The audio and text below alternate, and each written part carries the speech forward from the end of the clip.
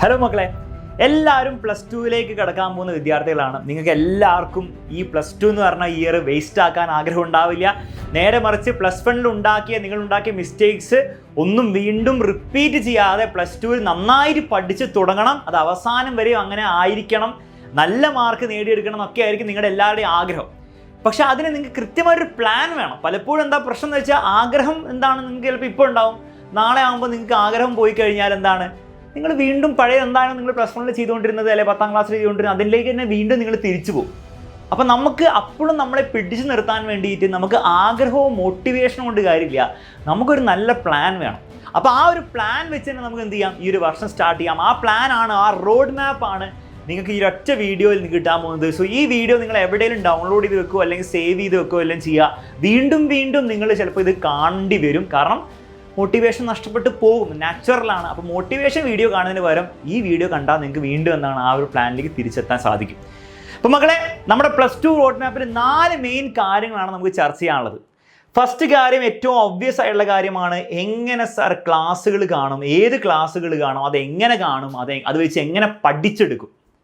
മക്കളെ, +2 സബ്ജക്ട്സ് ഏതാണെങ്കിലും, ഫിസിക്സ് ആയിക്കോട്ടെ, കെമിസ്ട്രി ആയിക്കോട്ടെ, ബയോളജി ആയിക്കോട്ടെ, കമ്പ്യൂട്ടർ സയൻസ് ആയിക്കോട്ടെ, മാത്സ് ആയിക്കോട്ടെ, ഏത് സബ്ജക്റ്റ് ആണെങ്കിലും നിങ്ങൾ ക്ലാസ്സുകൾ ഫോളോ ചെയ്യുമ്പോൾ മാക്സിമം കോൺസെപ്റ്റുകൾ മനസ്സിലാക്കാനും അത് മനസ്സിലാക്കിയെടുക്കാൻ കൂടുതൽ നിങ്ങൾ എഫേർട്ട് ഇടുക, കൂടുതൽ ഫോക്കസ് കൊടുക്കുക. പലപ്പോഴും എന്താ സംഭവിക്കുകയെന്ന് വെച്ചാൽ, നിങ്ങൾ എന്ത് ചെയ്യും, നിങ്ങൾ സാധനം ബൈഹാർട്ട് പഠിക്കാൻ നോക്കും, 10ാം ക്ലാസ്സിലൊക്കെ പഠിച്ച പോലെ, അല്ലെങ്കിൽ പരീക്ഷയ്ക്ക് വേണ്ടിയുള്ള ചോദ്യങ്ങൾ മാത്രം എങ്ങനെയും സംഘടിപ്പിച്ച് അത് പഠിക്കാനൊക്കെ നോക്കും. പക്ഷേ +1 നിങ്ങൾ മാത്സ് പരീക്ഷയൊക്കെ എഴുതി നിങ്ങൾക്ക് അറിയാം, നിങ്ങൾ അങ്ങനെ ചെയ്താൽ പരീക്ഷ വളരെ ഈസി ആണെങ്കിൽ കുഴപ്പമുണ്ടാവില്ല. പക്ഷേ പരീക്ഷ ഒരു മീഡിയം ലെവൽ ടു ഡിഫിക്കൽട്ട് ലെവലാണെങ്കിൽ നിങ്ങളെ അത് കുഴപ്പിക്കും. അപ്പം ആദ്യം തന്നെ ചാടിക്കയറി പരീക്ഷയ്ക്ക് വേണ്ടിയുള്ള ചോദ്യങ്ങൾ അല്ല അങ്ങനത്തെ ഗൈഡുകൾ മാത്രം പഠിക്കുക, അതൊക്കെ ചെയ്യുന്നതിന് മുൻപ് കോൺസെപ്റ്റുകളിൽ മാക്സിമം ഫോക്കസ് ചെയ്യുക. അത് മാത്തമാറ്റിക്സിൽ വരെ അത് ചെയ്യാൻ പറ്റും. മാത്സിൽ വെറുതെ കുറേ റാൻഡം ചോദ്യങ്ങൾ ചെയ്യുന്നതിന് വരെ ആദ്യം ആ സംഭവം എന്താണെന്ന് മനസ്സിലാക്കുക. അപ്പോൾ നിങ്ങൾ സ്കൂളിലെ ക്ലാസ് ആയിക്കോട്ടെ, നിങ്ങൾ വേറെ ട്യൂഷന് പോകുന്നതിൻ്റെ അതിൻ്റെ ക്ലാസ് ആയിക്കോട്ടെ, എക്സാമിനറിൻ്റെ ഉയരെ ബാച്ചിൻ്റെ ക്ലാസ് ആയിക്കോട്ടെ, എങ്ങനെയാണെങ്കിലും എവിടെയാണെങ്കിലും നിങ്ങൾ ക്ലാസ് കാണുമ്പോൾ മാക്സിമം കോൺസെപ്റ്റ് നിങ്ങൾക്ക് മനസ്സിലാക്കാൻ പറ്റുന്നുണ്ടോ എന്നുള്ള കാര്യത്തിൽ ഫോക്കസ് ചെയ്യാം. കോൺസെപ്റ്റ് മനസ്സിലാക്കാൻ പറ്റാത്ത ക്ലാസ് ആണെങ്കിൽ മറ്റൊരു ക്ലാസ് നിങ്ങൾ അതിന് തേടി പിടിച്ച് കണ്ടുപിടിക്കണം. കാരണം അത് മനസ്സിലാക്കാത്തടത്തോളം നിങ്ങൾക്ക് ഒരു കാര്യമില്ല നിങ്ങൾ ആ ക്ലാസ് കണ്ടുകൊണ്ട്. അത് ഉറപ്പിച്ചോ. ഓക്കെ, അത് എവിടെ നിന്നാണെങ്കിലും കാര്യം ക്ലിയർ ആണ്. അത് കഴിഞ്ഞാലാണ് ഒബ്വിയസ്ലി നെക്സ്റ്റ് സ്റ്റെപ്പ് വരുന്ന ക്വസ്റ്റ്യൻ പ്രാക്ടീസ്. വീണ്ടും ഞാൻ ആവർത്തിക്കുകയാണ്, ഇത് നിങ്ങൾ കംപ്ലീറ്റ് ചെയ്യാതെ നിങ്ങൾ ക്വസ്റ്റ്യൻ എത്ര പ്രാക്ടീസ് ചെയ്തിട്ടും ഒരു കാര്യം ഉണ്ടാവില്ല. മാത്സിൽ വരെ എല്ലാവരും പറയും പ്രാക്ടീസ് ചെയ്യണം. പക്ഷേ എപ്പോഴാണ് ഈ പ്രാക്ടീസ് ചെയ്യേണ്ടത്, അത് ഈ സംഭവം മനസ്സിലാക്കിയ ശേഷം. അല്ലാണ്ട് നിങ്ങൾ എത്ര പ്രാക്ടീസ് ചെയ്താലും നിങ്ങൾ മെക്കാനിക്കലി ചെയ്യുന്ന അല്ലാണ്ട് ഒരു ഗുണം ഉണ്ടാവില്ല. അപ്പോൾ രണ്ടാമത്തെ സ്റ്റെപ്പ്, കോൺസെപ്റ്റുകൾ ക്ലിയർ ആവുന്നതിനനുസരിച്ച് നിങ്ങൾ എന്തെങ്കിലും ക്വസ്റ്റ്യൻ പ്രാക്ടീസ് ചെയ്യണം. എക്സ്ട്രീംലി ഇമ്പോർട്ടൻ്റ് ആണ്. ആദ്യം മുതൽക്ക് തന്നെ തുടങ്ങണം. അപ്പോൾ പല കുട്ടികളും എന്താ ചെയ്യാന്ന് വെച്ചാൽ, വെറുതെ കോൺസെപ്റ്റ് മനസ്സിലാക്കും, കുറേ നോട്ട് ഉണ്ടാക്കും, അതിങ്ങനെ റിവൈസ് ചെയ്തുകൊണ്ടിരിക്കും. കാര്യമില്ല, അത് മാത്രം ചെയ്തുകൊണ്ടിരുന്ന കാര്യമില്ല. മെല്ലെ മെല്ലെ ചോദ്യങ്ങൾ ചെയ്യാൻ നിങ്ങൾ തുടങ്ങണം. അതിൽ ഏറ്റവും ഫസ്റ്റ് എന്താണ്, ക്ലാസ്സിൽ ടീച്ചർ ചെയ്യിപ്പിക്കുന്ന ചോദ്യങ്ങൾ. ഇപ്പോൾ ഉയരെ ബാച്ചിൽ ജോയിൻ ചെയ്ത കുട്ടിയാണെങ്കിൽ ക്ലാസ്സിൽ തന്നെ ഇഷ്ടംപോലെ ചോദ്യങ്ങൾ ആ ടീച്ചർ ചെയ്തു പോകും.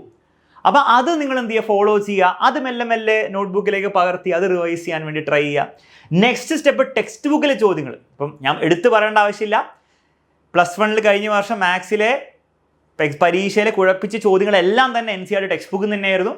അപ്പോൾ ടെക്സ്റ്റ് ബുക്കിലെ ചോദ്യങ്ങൾ ചെയ്തവർക്ക് അത് ബുദ്ധിമുട്ടുണ്ടായിട്ടുണ്ടാവില്ല. പക്ഷേ ടെക്സ്റ്റ് ബുക്കിലെ ചോദ്യങ്ങൾ ചെയ്യാത്തവർ ബുദ്ധിമുട്ടിയിട്ടുണ്ടാവും. അത് വളരെ നാച്ചുറലാണ്, ആരും കുറ്റം പറയാനും ഇല്ല. കാരണം സ്കൂളിലെ ടീച്ചേഴ്സ് വരെ പല സ്കൂളുകളിലും ടെക്സ്റ്റ് ബുക്കിലെ ചോദ്യങ്ങൾ പഠിപ്പിക്കാറില്ല.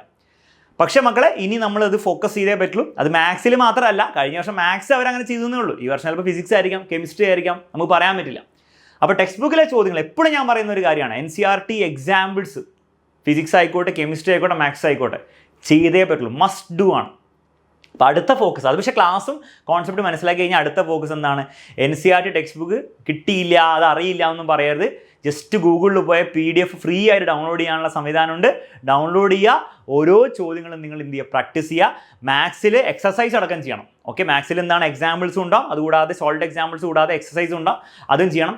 ഫിസിക്സിൽ NCERT സോൾവ്ഡ് എക്സാമ്പിൾ ചെയ്താൽ മതിയാവും. എക്സസൈസ് വളരെ ഡിഫിക്കൽട്ടായിട്ടുള്ള ചോദ്യങ്ങളൊക്കെ ഉണ്ട്.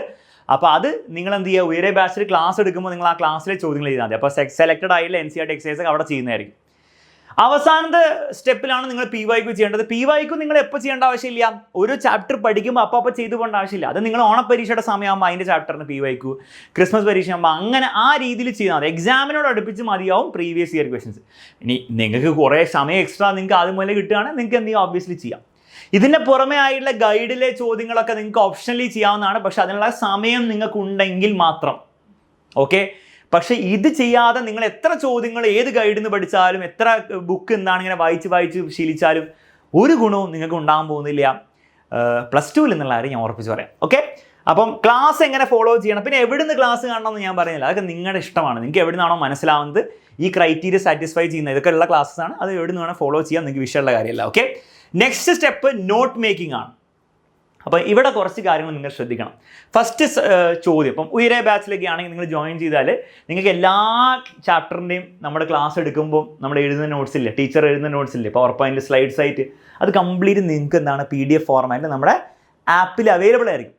അപ്പം ടെക്നിക്കലി ആലോചിക്കുകയാണെങ്കിൽ നിങ്ങൾക്ക് എന്ത് ചെയ്യേണ്ട ആവശ്യമില്ല, നോട്ട്സ് എഴുതേണ്ട ആവശ്യമില്ല. കാരണം ടീച്ചർ എഴുതിയ ഹാൻഡ് റൈറ്റൻ നോട്ട്സ് നിങ്ങൾക്ക് എന്ത് ചെയ്യാം, നിങ്ങൾക്ക് യൂസ് ചെയ്യാവുന്നതാണ്. ഒന്നെങ്കിൽ PDF വേർഷനായിട്ട് യൂസ് ചെയ്യാം, ചിലർ പ്രിൻറ്റ് ചെയ്ത് യൂസ് ചെയ്യാറുണ്ട്, അത് നിങ്ങൾക്ക് അങ്ങനെ യൂസ് ചെയ്യാവുന്നതാണ്. അങ്ങനെ ചെയ്ത് ഇഷ്ടംപോലെ കുട്ടികളെ എനിക്കറിയാം. എന്നിട്ട് ഫുൾ മാർക്ക് വാങ്ങിച്ചു, 99% വാങ്ങിച്ചു. അതായത് സ്വന്തമായി നോട്ട്സ് ഒന്നും ഉണ്ടാക്കിയിട്ടില്ല, സീരിയസ് ആയിട്ടുള്ള നോട്ട് കുറച്ചൊക്കെ എഴുതിയിട്ടുണ്ടാവും, നോട്ടൊക്കെ റഫായിട്ട്, പക്ഷേ നോട്ട്സായിട്ട് നോട്ട്സ് ഉണ്ടാക്കാതെ നല്ല മാർക്ക് കിട്ടുന്ന കുട്ടികൾ കുറേ പേരുണ്ട്. അപ്പോൾ അങ്ങനെ വരുമ്പോൾ നിങ്ങൾ എന്ത് ചെയ്യണം, നോട്ട് മേക്കിംഗ് ഒരു ടൈം വേസ്റ്റ് ആണോ എന്നുള്ള ചോദ്യത്തിന് നിങ്ങളുടെ പ്രിഫറൻസ് അനുസരിച്ചിരിക്കും. നിങ്ങൾ 11ാം ക്ലാസ് വരെ നോട്ട് ഉണ്ടാക്കി മാത്രം അങ്ങനെ പഠിച്ചാലേ നിങ്ങൾക്ക് ശരിയാവുള്ളൂ എന്നാണ് നിങ്ങളുടെ ഒരു സ്ഥിതിയെങ്കിൽ നിങ്ങൾ നോട്ട്സ് ഉണ്ടാക്കിക്കോളൂ. ഇനി അതല്ല, നിങ്ങൾക്ക് അത്രയും ഭയങ്കര നോട്ട് ഉണ്ടാക്കുന്ന ഒരു വലിയ ശീലമൊന്നുമില്ല, അത് വലിയ ആവശ്യമില്ല നിങ്ങൾക്ക് തോന്നുകയാണെങ്കിൽ നോട്ട് ഉണ്ടായിരിക്കണം, നിങ്ങൾ ഉണ്ടാക്കേണ്ടതെന്നേ ഉള്ളൂ. നോട്ട് ഏതെങ്കിലും നോട്ട് ഉണ്ടായിരിക്കണം. അപ്പോൾ ഒരേ ബാച്ചിലാണ് നിങ്ങൾ ഹാൻഡ് റിട്ടൺ നോട്ട്സ് ധാരാളമാണ്, എല്ലാ കാര്യങ്ങളും കവർ ചെയ്യുന്നുണ്ട്, അത് നിങ്ങൾക്ക് ധാരാളമായിരിക്കും. ഓക്കെ, അപ്പോൾ അത് നിങ്ങളുടെ ചോയ്സ് ആണ്. നോട്ട് മേക്കിംഗ് ഒരിക്കലും ടൈം വേസ്റ്റ് അല്ല. പക്ഷെ അത് എപ്പോഴാണ് ടൈം വേസ്റ്റ് ആവുക അറിയോ? അതായത് നിങ്ങൾ ഉയരെ ബാച്ചിൻ്റെ ക്ലാസ് റെക്കോർഡ് ക്ലാസ് ആണെങ്കിൽ ലൈവ് ക്ലാസ് ആയിക്കോട്ടെ, എന്തായിക്കോട്ടെ, നിങ്ങൾ കാണുന്നു, അല്ലെങ്കിൽ ട്യൂഷൻ്റെ ക്ലാസ് ഓട്ടോർ അല്ലെങ്കിൽ സ്കൂളിലെ ക്ലാസ്സോ നിങ്ങൾ കാണുമ്പോൾ നിങ്ങൾ റഫായി നോട്ട് ഉണ്ടാക്കുന്നു, എന്നിട്ട് വീട്ടിൽ പോയിട്ട് വേറൊരു നോട്ട് ഉണ്ടാക്കുന്നു വൃത്തിയായിട്ട്. ടൈം വേസ്റ്റ് ആണ്, ഒരു സംശയമില്ല. ഓക്കെ, അത് നിങ്ങളെ ഒരു രീതിയിൽ ഹെൽപ്പ് ചെയ്യാൻ പോകുന്നില്ല, മാത്രമല്ല സസ്റ്റൈനബിളി ചെയ്യാനും പറ്റില്ല. ഓക്കെ, കുറച്ച് കഴിയുമ്പോൾ നിങ്ങൾക്ക് മനസ്സിലാവും, സ്കൂളിൽ ചാപ്റ്റേഴ്സ് കൂടും, വേറെ പ്രാക്ടിക്കലിൻ്റെ വർക്ക് കൂടും, അപ്പോൾ നിങ്ങൾക്ക് നോട്ട് ഉണ്ടാക്കാൻ സമയം ഉണ്ടാവില്ല, നിങ്ങൾ ആ പരിപാടി നിർത്തേണ്ടി വരും. അപ്പോൾ ആ ഒരു മണ്ടത്തരം ചെയ്യരുത്. നിങ്ങൾ നേരെ മറിച്ച് എന്ത് ചെയ്യണം, നിങ്ങൾ നോട്ട്സ് എഴുതുമ്പോൾ നിങ്ങൾ അവിടെ നിന്ന് തന്നെ നോട്ട് എഴുതാം. എന്നിട്ട് എന്തെങ്കിലും കാര്യങ്ങളൊക്കെ മിസ്സായിട്ടുണ്ടാവില്ല, അതിന് സ്ഥലം വിടുക. അപ്പോൾ ഇഷ്ടംപോലെ സ്ഥലം എക്സ്ട്രാ വിട്ടുള്ളൂ. കാരണം പിന്നീട് നിങ്ങൾക്ക് എന്താണ് നിങ്ങളുടെ നോട്ട് റിവൈസ് ചെയ്യുമ്പോഴായിരിക്കും നിങ്ങൾക്ക് മനസ്സിലാവുക, ടെക്സ്റ്റ് ബുക്കിൽ ഇന്ന ഒരു കാര്യം കൊണ്ടല്ലോ അതും കൂടി ഫില്ല് ചെയ്യായിരുന്നു തോന്നുന്നു. അപ്പോൾ നിങ്ങൾ ഓരോ ടോപ്പിക്ക് കഴിയുമ്പോൾ അത്യാവശ്യം നല്ല സ്ഥലം വിടുക. അപ്പോൾ എന്തെങ്കിലും എക്സ്ട്രാ കാര്യങ്ങൾ ആഡ് ചെയ്യാനോ അല്ലെങ്കിൽ എന്തെങ്കിലും കറക്ഷൻസ് വരുത്താനെങ്കിലും ഒക്കെ നിങ്ങൾക്ക് അത് ചെയ്യാനുള്ളൊരു സൗകര്യം ഉണ്ടാവും. ഓക്കെ, അല്ലാണ്ട് നിങ്ങൾ എന്ത് ചെയ്യരുത്, ഓരോ പ്രാവശ്യവും നിങ്ങളിങ്ങനെ നോട്ട് എഴുതുന്നു, റഫ് നോട്ട് എഴുതുന്നു, പിന്നെ എന്ത് ചെയ്യരുത്, പിന്നെ കോപ്പി പേസ്റ്റ് ചെയ്ത് കാരണം വീണ്ടും കോപ്പി ഉണ്ടാക്കി ഒമ്മയുടെ കളിക്കരുത്, അത് മണ്ടത്തരായിരിക്കും. അപ്പോൾ ലീവ് സ്പേസസ്. പിന്നെ ഡിഫിക്കൽട്ട് ക്വസ്റ്റ്യൻസ് സെപ്പറേറ്റ് ആയിട്ട് നോട്ട് ചെയ്ത് നല്ലതായിരിക്കും. ഈ ഡിഫിക്കൽട്ട് ക്വസ്റ്റ്യൻസ് എന്ന് പറഞ്ഞാൽ ഡിഫിക്കൽട്ട് ആവണം നിർബന്ധമില്ല. നിങ്ങൾക്ക് ഒരു ചോദ്യം പെട്ടെന്ന് ചെയ്യുന്നു, നിങ്ങൾ നോക്കുന്നു, ക്ലാസ്സിലെടുക്കുന്ന ചോദ്യം ആയിക്കോട്ടെ, അപ്പോൾ നോക്കുന്നു, നിങ്ങൾ ട്രൈ ചെയ്ത് നോക്കുന്നു. എപ്പോഴും നിങ്ങൾ ഉയരെ ബാച്ചിൽ ഞാൻ പറയുന്ന കാര്യമാണ്, നമ്മൾ വീഡിയോ ക്ലാസ് എടുക്കുമ്പോഴും പറയുന്നതാണ്, നിങ്ങൾ ഒരിക്കലും എന്ത് ചെയ്യരുത്, ടീച്ചർ സോൾവ് ചെയ്യുന്നത് നോക്കിയിരിക്കരുത്. നിങ്ങൾ ക്വസ്റ്റ്യൻ കണ്ടാൽ ടീച്ചർ ചെയ്യുന്നു ചെയ്താൽ നിങ്ങളുടെ വിഷയമുള്ള കാര്യമല്ല. നിങ്ങൾ പോസ് ചെയ്യുക, വീഡിയോ പോസ് ചെയ്യുക, സ്വന്തം ട്രൈ ചെയ്തതിന് ശേഷം മാത്രം ടീച്ചറിൻ്റെ സൊല്യൂഷൻ നോക്കിയാൽ മതി. സ്വന്തം ട്രൈ ചെയ്തു, നിങ്ങൾക്ക് കിട്ടുന്നില്ല, ടീച്ചറിൻ്റെ സൊല്യൂഷൻ കണ്ട് നിങ്ങൾക്ക് കിട്ടി, പക്ഷേ അത് നിങ്ങളെ സംബന്ധിച്ചിടത്തോളം it is A difficult question അല്ലെങ്കിൽ ചലഞ്ചിങ് ക്വസ്റ്റൻ ആണ്. അത് നിങ്ങൾ നോട്ട് ചെയ്ത് വെക്കണം. കാരണം അത് നിങ്ങൾ റിവൈസ് ചെയ്തില്ലെങ്കിൽ നിങ്ങൾക്ക് ഒരു കാര്യം ഉണ്ടാവില്ല, നിങ്ങൾക്ക് അത് പിന്നെ ചെയ്യാൻ പറ്റില്ല. അപ്പോൾ അത് നിങ്ങൾ സെപ്പറേറ്റ്ലി അങ്ങനത്തെ ക്വസ്റ്റ്യൻസ് നിങ്ങൾ നോട്ട് ചെയ്ത് വെക്കണം. ഫസ്റ്റ് അറ്റംപ്റ്റിൽ തന്നെ ഈസി ആയിട്ട് കിട്ടുന്ന തരം ചോദ്യങ്ങളൊക്കെ നിങ്ങൾ എല്ലാം കൂടെ നോട്ട് ചെയ്തിട്ട് വലിയ കാര്യമൊന്നുമില്ല. അപ്പോൾ എല്ലാം കൂടെ നിങ്ങൾ ചെയ്യാൻ നോക്കിയാൽ ഒരു ഗുണം ഉണ്ടാവാണ് കേട്ടോ. എല്ലാ ചോദ്യങ്ങളും എൻ്റെ അടുത്തുണ്ട് ഒരു ബുക്കിൽ, അതിൻ്റെ വേസ്റ്റ് അല്ലേ, നിങ്ങൾ സമയം ഉണ്ടാക്കിയ വേസ്റ്റാണ്, എല്ലാം വേസ്റ്റാണ്. അപ്പോൾ അത് ചെയ്യരുത്. നോട്ടിൻ്റെ കാര്യത്തിൽ ഇത്രയേ ഉള്ളൂ. പിന്നെ നോട്ട് മേക്കിംഗ് എങ്ങനെ ചെയ്യണം എന്നുള്ള കാര്യത്തിലേക്ക് നിങ്ങൾക്ക് സംശയം ഉണ്ടെങ്കിൽ നമുക്ക് സെപ്പറേറ്റ് ഒരു വീഡിയോ ചെയ്യാവുന്നതാണ്, നിങ്ങൾ പറഞ്ഞാൽ മതി. എത്ര മണിക്കൂർ പഠിക്കണം? മിനിമം 2 മണിക്കൂർ പഠിച്ചേ പറ്റുള്ളൂ. +2 സിലബസ് നിങ്ങൾക്ക് പ്രോപ്പറായിട്ട് പഠിച്ചെടുക്കാനും റിവൈസ് ചെയ്യാനും മിനിമം 2 മണിക്കൂറില്ലാണ്ട് ഡെയിലി നിങ്ങൾ സ്പെൻഡ് ചെയ്യാൻ റെഡി, അല്ലെങ്കിൽ ഈ പറഞ്ഞ കാര്യങ്ങളൊന്നും ചെയ്യാൻ നിൽക്കാതെ അല്ലേ ഒന്നും നിങ്ങൾ ചെയ്യേണ്ട. കാരണം ഇത് ചെയ്യാൻ വേണ്ടി 2 മണിക്കൂർ എടുക്കും മിനിമം ഡെയിലി 2 to 3 hours ആയിരിക്കും എടുക്കുക.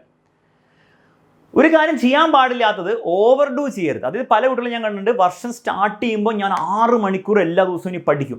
എൻട്രൻസിനൊന്നും പ്രിപ്പയർ ചെയ്യാത്ത ആളായിരിക്കും. എൻട്രൻസിനൊക്കെ പ്രിപ്പയർ ചെയ്യുന്നതിന് ഒബ്വിയസ്ലി അതൊരു നീഡാണ്. നിങ്ങൾ JEEക്കോ നീറ്റിന് പ്രിപ്പയർ ചെയ്യുന്ന അല്ലെങ്കിൽ കീമിന് പ്രിപ്പയർ ചെയ്യുന്നുണ്ടെങ്കിൽ ഡെയിലി നിങ്ങൾ ചിലപ്പോൾ അത്രയും മണിക്കൂർ പഠിക്കുന്നത് നിങ്ങൾക്ക് ആവശ്യമാണ്. പക്ഷെ അതൊന്നും ഇല്ല, ബോർഡ് എക്സാമിന് മാത്രമേ പഠിക്കുന്നുള്ളൂ എങ്കിൽ വെറുതെ ഞാൻ 6 മണിക്കൂർ പഠിക്കും എല്ലാ ദിവസവും എന്നൊക്കെ പറഞ്ഞിട്ട് ഓവർഡു ചെയ്യാൻ നോക്കും. ആദ്യത്തെ ദിവസങ്ങൾ 6 മണിക്കൂർ പഠിക്കുമായിരിക്കും, പക്ഷെ കുറച്ച് കഴിയുമ്പോൾ എന്താണ് ബേൺ ഔട്ട് അടിക്കും. കാരണം കുറച്ച് കഴിയുമ്പോൾ എന്താണ് നിങ്ങൾക്കൊരു വേസ്റ്റായ പോലെ തോന്നും, നിങ്ങൾക്ക് മടുക്കും. അപ്പം പരിപാടി മൊത്തത്തിൽ നിൽക്കും. അതാ സംഭവിക്കാം. 6 മണിക്കൂർ 2 മണിക്കൂറായി ആവില്ല. അപ്പോൾ സസ്റ്റൈനബിളി ചെയ്യാൻ പറ്റുന്ന ഒരു ടൈം ചൂസ് ചെയ്യുക. അപ്പോൾ ആദ്യമൊക്കെ മെല്ലെ ഒരു 2 മണിക്കൂറൊക്കെ മതി, മെല്ലെ മെല്ലെ അത് കൂട്ടി 3 മണിക്കൂറിലേക്ക് കൊണ്ടുവരിക. അങ്ങനെ സസ്റ്റൈനബിളി സമാധാനപരമായിട്ട് ചെയ്യാൻ പറ്റണം. ഓക്കെ.